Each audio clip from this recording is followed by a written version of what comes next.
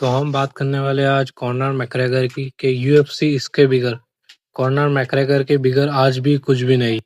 तो recently UFC की तरफ से एक रिपोर्ट निकल कर आई है जो कि 2024 और 25 की है।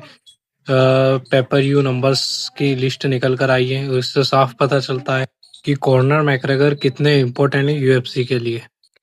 क्योंकि यूएफसी में अभी कई नए नए सुपरस्टार निकल कर आए पर कॉनर मैकग्रेगर के आसपास भी कोई नहीं है।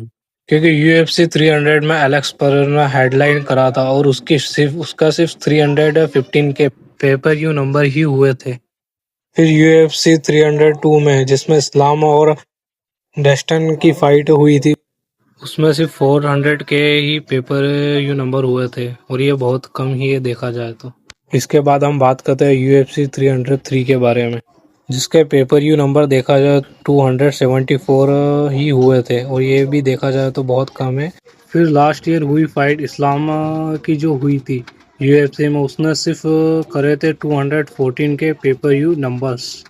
अगर मैं कंपेयर करूं जो पिछली फाइटें हुई है यूएफसी में उसके पेपर व्यू नंबर और कॉनर मैकग्रेगर की लास्ट फाइट जो यूएफसी में हुई थी उसके अगर पेपर व्यू नंबर कंपेयर करूं तो वो बहुत ज़्यादा है कॉनर मैकग्रेगर की फाइट। और इससे एक बात साबित होती है कि यूएफसी में कॉनर मैकग्रेगर एक अलग ही इम्पैक्ट डालते हैं। कॉनर मैकग्रेगर की जो फैन फॉलोइंग है बेस है वो मुझे नहीं लगता यूएफसी फाइटर अभी जो करंटली में उसकी किसी की भी आसपास है।